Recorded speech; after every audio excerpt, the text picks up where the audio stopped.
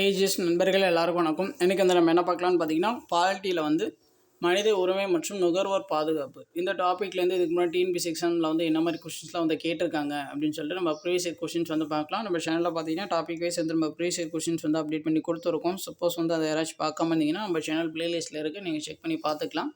So நம்மளுடைய channel subscribe பண்ண வந்து கொஞ்சம் சப்ஸ்கிரைப் பண்ணி ஃபாலோ பண்ணி வச்சுக்கோங்க. சரி, வாங்க பார்க்கலாம். ஃபர்ஸ்ட் கொஸ்டின் பாருங்கள். ஸோ மத்திய தகவல் ஆணையத்தின் தலைவர் மற்றும் உறுப்பினர்களை நியமிப்பவர் வந்து யார் அப்படின்னு சொல்லி கேட்குறாங்க. இதுக்கான ஆன்சர் பார்த்தீங்கன்னா ஆப்ஷன் ஏ, குடியரசுத் தலைவர் மட்டும் நியமிக்கலாம். ஸோ மத்திய தகவல் ஆணையத்தின் தலைவர் மற்றும் உறுப்பினர்களை நியமிப்பவர் வந்து குடியரசுத் தலைவர். ஸோ அடுத்த கொஸ்டின் பாருங்கள். பொது மக்களுக்கான அதிகாரி தகவல் அறியும் உரிமை சட்டத்தின் கீழ் விண்ணப்பம் பெற்ற பிறகு அதில் பதில் அளிப்பதற்கான கால வரம்பு வந்து எவ்வளோ அப்படின்னு சொல்லி கேட்குறாங்க. இது எல்லாருக்கும் தெரிஞ்சதான். ஆப்ஷன் சி, 30 நாட்களுக்குள்ளே வந்து ஸோ நமக்கு வந்து அவங்க வந்து பதில் அளிக்கணும். அடுத்து பாருங்கள். ஸோ கீழ்கண்டவற்றை பொறுத்துங்க, ஆர்டிக்கல் கொடுத்துருக்காங்க, அதை பொறுத்த சொல்லியிருக்காங்க. ஸோ ஆர்டிக்கல் 350A வந்து என்ன சொல்லுதுன்னு பார்த்தீங்கன்னா, ஆரம்ப பள்ளி நிலைகளில் தாய்மொழி கல்வியை பற்றி சொல்லுது. சரிங்களா? Article 350A. ஸோ 351 வந்து என்ன சொல்லுது அப்படின்னு சொல்லி பார்த்தீங்கன்னா, இந்தி பாடத்தினை பரவி மேன்மையடைய செய்தல். ஆர்டிக்கல் 351 இந்தி பாடத்தினை பரவி மேன்மையடைய செய்தல். ஸோ ஆர்டிக்கல் 335 பார்த்தீங்கன்னா எஸ்சி மற்றும் எஸ்டி பிரிவினருக்கு பணி நியமனம். ஸோ அதை பற்றி சொல்கிறது ஆர்டிக்கல் 335. ஸோ ஆர்டிக்கல் 51 வந்து சர்வதேச அமைதி மேம்பாடு. ஸோ இதுக்கான ஆன்சர் ஆப்ஷன் ஏ. எல்லாமே வந்து நேர்நேராக தான் கொடுத்துருக்காங்க. ஸோ அடுத்து பாருங்கள். பின்வரும் மற்றும் தகவல் அறியும் உரிமை சட்டத்தின்படி சரியானது வந்து எது அப்படின்னு சொல்லி கேட்குறாங்க. இதை வந்து எது சரியாக இருக்குதுன்னு பார்த்தீங்கன்னா ஆப்ஷன் சி மட்டும், சி 3 மட்டும் தான் வந்து சரியாக இருக்குது. அரசின் தகவல்களை அணுகுவதற்கான மக்களின் சுதந்திரம், இது மட்டும் தான் வந்து சரி. அடுத்து பாருங்கள். சரியான விடை வந்து எதுன்னு கேட்குறாங்க. 4 ஸ்டேட்மெண்ட் கொடுத்துருக்காங்க. அது எது சரியாக இருக்குது அப்படின்னு தான் வந்து கேட்குறாங்க. எது சரியாக இருக்குன்னு பார்த்தீங்கன்னா 1, 4 மட்டும் தான் வந்து சரியாக இருக்குது. மனித உரிமை பாதுகாப்பு சட்டம் 1993ஆம் ஆண்டு இயற்றப்பட்டது, அது வந்து சரி. அதுக்கப்புறம் பாருங்கள். மனித உரிமைகள் நீதிமன்றத்திற்கு 7 வருடம் அனுபவம் கொண்ட வழக்கறிஞர் ஒருவர் சிறப்பு அரசு வழக்கறிஞராக நியமிக்கப்படலாம். மனித உரிமை நீதிமன்றத்திற்கு 7 வருடம் எக்ஸ்பீரியன்ஸ் இருக்க ஒரு வழக்கறிஞர் வந்து அரசு வழக்கறிஞராக வந்து நியமிக்கப்படலாம். அதுதான் வந்து சொல்லியிருக்காங்க. Option B. ஸோ 1, 4 மட்டும் தான் வந்து சரி. ஸோ அடுத்து பாருங்கள். 2005 தகவல் அறியும் உரிமை சட்டத்தின்படி தகவல்களை பெறுவதற்கான கால வரம்பு வந்து 30 நாட்கள். அடுத்து பாருங்கள். தகவல் அறியும் உரிமை சட்டத்தை பற்றி பின்வருவனவற்றில் எது சரியானது அப்படின்னு தான் கேட்குறாங்க. ஸோ ஆப்ஷன் ஏ மட்டும் வந்து சரி. தகவல் அறியும் உரிமை சட்டத்தின் கீழ் உள்ள அனைத்து அரசு அதிகாரிகளும் புது தகவல் அலுவலரை நியமிக்க வேண்டும். அடுத்து பாருங்கள். மனித உரிமை தினம் வந்து நமக்கு தெரியும், டிசம்பர் 10. Option C. அடுத்து பாருங்கள். எவ்வகையான மக்களாட்சி முறையை தகவல் அறியும் உரிமை வளர்த்தெடுக்க கூடும் அப்படின்னு சொல்லி கேட்குறாங்க. இதுக்கான ஆன்சர் ஆப்ஷன் டி, பங்கேற்பு மக்களாட்சி. அடுத்து பாருங்கள். மத்திய நுகர்வோர் பாதுகாப்பு குழு கூட்டம் வருடத்திற்கு எத்தனை முறை நடத்தப்பட வேண்டும்? இதுக்கான ஆன்சர் பார்த்தீங்கன்னா ஆப்ஷன் ஏ, ஒரு முறையாவது வந்து நடத்திருக்கணும். அடுத்து பாருங்கள். தகவல் அறியும் உரிமை சட்டம் இந்தியாவில் எந்த ஆண்டு இயற்றப்பட்டது? இதுக்கான ஆன்சர் ஆப்ஷன் டி, 2005. அடுத்து பாருங்கள். பொது விநியோக முறையை பற்றி பின்வருவனவற்றில் எது சரியானது அப்படின்னு சொல்லி கேட்குறாங்க. இது நுகர்வோர் விவகாரங்கள் மற்றும் பொது விநியோக அமைச்சகத்தின் கீழ் நிறுவப்பட்ட இந்திய உணவு பாதுகாப்பு அமைப்பாகும். இது வந்து சரி. அடுத்து பாருங்கள். இது நாட்டின் உணவு மற்றும் ஊட்டச்சத்து பாதுகாப்பை உறுதிப்படுத்த உதவுகிறது. இது வந்து சரி. அடுத்து பாருங்கள். இது கிடங்கில் இருப்பு மற்றும் உணவு தானியங்களை பராமரிக்கிறது. இது வந்து சரி. ஆப்ஷன் டி, எல்லாமே வந்து சரி. அடுத்து பாருங்கள். புதிய நுகர்வோர் பாதுகாப்பு சட்டம் நடைமுறைக்கு வந்த ஆண்டு? ஸோ இதுக்கான ஆன்சர் வந்து ஆப்ஷன் டி, ஜூலை 20, 2020 தான் வந்து புதிய நுகர்வோர் சட்டம் வந்து நடைமுறைக்கு வந்துச்சு. அடுத்து பாருங்கள். ஸோ 28 தகவல் அறியும் உரிமை சட்டத்திலிருந்து விலக்கு பெற்ற அமைப்பு வந்து எது அப்படின்னு சொல்லி கேட்குறாங்க. ஸோ 28 இது எனக்கு தெரிஞ்ச இங்கேருந்து காப்பி பண்ணி கொடுத்துருக்காங்க, அப்படியே கொடுத்துருக்காங்க. தகவல் அறியும் உரிமை சட்டத்திலேருந்து விலக்கு பெற்ற அமைப்பு வந்து எது அப்படின்னு கேட்குறாங்க. அதுக்கான ஆன்சர் ஆப்ஷன் சி, உளவுத்துறை பணியகம். அடுத்து பாருங்கள். பின்வரும் கூற்றுகளில் எவை சரியானவை அப்படின்னு சொல்லி கேட்குறாங்க. மாநில மனித உரிமை ஆணையம் 1993 நிறுவப்பட்டது, அது வந்து சரி. இது பாதிக்கப்பட்டவர்களுக்கு இழப்பீடு வழங்க பரிந்துரைக்கலாம். இது வந்து சரி. இது ஓர் உரிமையியல் நீதிமன்றத்திற்குரிய அதிகாரங்களை பெற்றுள்ளது. இது வந்து சரி. இது அதிகாரம் மாநில எல்லைகளை கடந்து செயல்படும். அது வந்து தப்பு. மாநில மனித உரிமை ஆணையம் வந்து மாநிலத்துக்குள்ளே மட்டும்தான் வரும். சரிங்களா? So option B first 3 statement மட்டும் வந்து சரி. எடுத்து பாருங்கள்.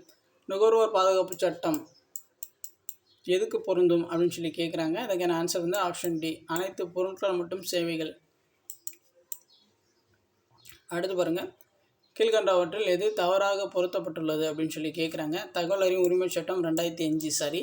தகவல் பெறும் சுதந்திரம் வந்து 2002 சரி. அலுவலக ரகசியல் சட்டம் 1920 அப்படின்னு சொல்லி கொடுத்துருக்காங்க. அது வந்து தப்பு. சரி, தப்பாக மேட்ச் ஆகிருக்குன்னா ஆப்ஷன் டி, 3வது மட்டும் வந்து தப்பாக மேட்ச் ஆகிருக்கு. ஸோ 1910 வரும், 10 18 வரும். எனக்கு எக்ஸாக்டாக தெரியல. ஸோ உங்களுக்கு தெரிஞ்சுன்னா நீங்கள் வந்து கமெண்ட் பண்ணுங்கள். அடுத்து பாருங்க. சர்வதேச மனித உரிமைகள் தினம் வந்து ஒவ்வொரு ஆண்டும் எப்போது கொண்டாடப்படுகிறது அப்படின்னு கேட்குறாங்க. இதுக்கான ஆன்சர் ஆப்ஷன் பி, டிசம்பர் 10. அடுத்தது உலகளாவிய மனித உரிமைகள் ஆவண பிரகடனத்தின் தலைவராக 1947 இருந்தவர் வந்து யார் அப்படின்னு சொல்லி கேட்குறாங்க. இதுக்கான answer option C, Eleanor Roosevelt. அவர் தான் வந்து இருந்தார். சரிங்களா? உலகளாவிய மனித உரிமை ஆவண பிரகடனத்தின் தலைவராக 1947 இருந்தவர் வந்து ரூஸ்வெல்ட். அடுத்து பாருங்கள். தகவல் அறியும் உரிமை சட்டத்தை பற்றி ஸ்டேட்மெண்ட் வந்து கொடுத்துருக்காங்க. அதில் எது தப்பாக இருக்குது அப்படின்னு சொல்லி கேட்குறாங்க. ஸோ எது தப்பாக இருக்குன்னு பார்த்தீங்கன்னா 2வது ஸ்டேட்மெண்ட் இது மட்டும் தப்பாக இருக்குது. அலுவலக ரகசியத்தை உறுதிப்படுத்துவது இது மட்டும் வந்து தப்பு. மற்றதெல்லாம் வரும். நல்லாட்சி மற்றும் மேம்பாடு, அதுக்கப்புறம் பார்த்திங்கன்னா வெளிப்படைத்தன்மை மற்றும் பொறுப்புடைமை, ஸோ ஊழலை வந்து தடுத்தல். ஆப்ஷன் சி 2வது மட்டும் தப்பாக இருக்குது. அடுத்து பாருங்கள். கீழே கொடுக்கப்பட்டவர்கள் வந்து எது சரியானது அப்படின்னு சொல்லி கேட்குறாங்க. ஸோ எது சரியானு பார்த்தீங்கன்னா 1 மற்றும் 4 அது மட்டும் தான் வந்து சரியாக இருக்குது. பன்னாட்டு மனித உரிமைகள் பிரகடனப்படுத்தப்பட்ட ஆண்டு வந்து 1948.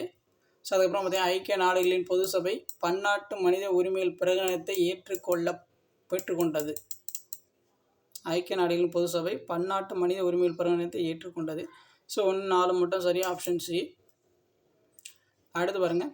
இந்திய தகவல் அறியும் உரிமை சட்டத்தால் மக்களிடம் உருவாகும் என எதிர்பார்க்கப்பட்ட உணர்வு வந்து எது அப்படின்னு சொல்லி கேட்குறாங்க. இதுக்கான ஆன்சர் வந்து ஆப்ஷன் சி, சமூக உட்சேர்க்கை. அடுத்து பாருங்கள். ஸோ கூற்று காரணம் கொடுத்துருக்காங்க. இந்தியாவில் மக்கள் அதிகாரம் பெறுவதற்கு தகவல் அறியும் உரிமை அவசியம். அதுக்கப்புறம் பாருங்கள். பொது நிர்வாகத்தில் ஊழல் செய்வதற்கான சாத்தியங்களை குறைக்கிறது. கூற்று காரணம் ரெண்டுமே வந்து சரியான விளக்கம். தகவல் அறியும் உரிமை சட்டம் நடைமுறைக்கு வந்த ஆண்டு ஆப்ஷன் பி, அக்டோபர் 12, 2005. அடுத்து பாருங்கள். மாநில மனித உரிமைகள் ஆணையத்தின் தலைவர் பதவிக்கான நபரை ஆளுநருக்கு பரிந்துரைக்கும் குழுவில் உள்ள உறுப்பினர்கள் வந்து யாரெல்லாம் இருப்பாங்க அப்படின்னு சொல்லி கேட்குறாங்க. இதுக்கான ஆன்சர் பார்த்தீங்கன்னா ஆப்ஷன் டி, முதலமைச்சர், சபாநாயகர், உள்துறை அமைச்சர், எதிர்க்கட்சி தலைவர் மற்றும் தற்போதைய உயர்நீதிமன்ற மாவட்ட நீதிபதிகள் இவங்கெல்லாம் வந்து இருப்பாங்க. ஸோ மாநில மனித உரிமை ஆணையத்தின் தலைவர் வந்து தேர்ந்தெடுக்கிறதுக்கு ஆளுநருக்கு வந்து பரிந்துரை வழங்கும் குழுவில் வந்து யாரெல்லாம் இருக்காங்க அதுதான் வந்து கொஸ்டின். ஸோ இவங்க எல்லாருமே வந்து இருப்பாங்க, பார்த்துக்கோங்க. அடுத்து பாருங்கள். தகவல் பெறும் உரிமை சட்டம் 2005 இந்திய அரசியலமைப்பில் டேஷ் விதிக்கு ஒரு சிறந்த கட்டமைப்பை வழங்குகிறது. ஸோ இதுக்கான ஆன்சர் ஆப்ஷன் பி, ஆர்டிகல் 19. அடுத்து பாருங்கள். தகவல் அறியும் உரிமை சட்டம் இயற்றப்பட்டதின் அடிப்படை நோக்கமாவது. இதுக்கான ஆன்சர் ஆப்ஷன் டி, பொறுப்பான ஒளிவு மறைவற்ற ஆட்சி முறை. அடுத்து பாருங்கள். எது சரியானது அப்படின்னு சொல்லி கேட்குறாங்க. எக்ஸ்பென்ஷன் வந்து கொடுத்துருக்காங்க. ஸோ அதில் வந்து எது சரியானது அதுதான் வந்து கேட்குறாங்க. 1 4 மட்டும் வந்து சரியாக இருக்குது. ஸோ என்ஹெச்ஆர்சி வந்து நேஷ்னல் ஹியூமன் ரைட்ஸ் கமிஷன், தேசிய மனித உரிமைகள் ஆணையம். அதுக்கப்புறம் பார்த்திங்கன்னா ஆர்டிஐ பார்த்தீங்கன்னா ரைட் டு இன்ஃபர்மேஷன் ஆக்ட், தகவல் அறியும் உரிமை சட்டம். 1 4 மட்டும் தான் வந்து சரியாக இருக்குது, ஆப்ஷன் பி. அடுத்து பாருங்கள். 2005ஆம் ஆண்டு தகவல் பெறும் உரிமை சட்டம் டேஷ் அட்டவணைகள் கொண்டதாகும். ஸோ இதுக்கான ஆன்சர் ஆப்ஷன் சி, 2 பகுதிகள். அடுத்து பாருங்கள். தேசிய மனித உரிமைகள் ஆணையம் நிறுவப்பட்ட ஆண்டு. இதுக்கான ஆன்சர் வந்து ஆப்ஷன் டி, 1993. அடுத்து பாருங்கள். தேசிய மனித உரிமைகள் ஆணையம் அமைக்கப்பட்ட ஆண்டு. இதுக்கான ஆன்சர் பார்த்திங்கன்னா ஆப்ஷன் பி, 1948 டிசம்பர் 10. இது தேசிய வராது, உலக மனித உரிமை அப்படின்னு சொல்லிட்டு வரணும்.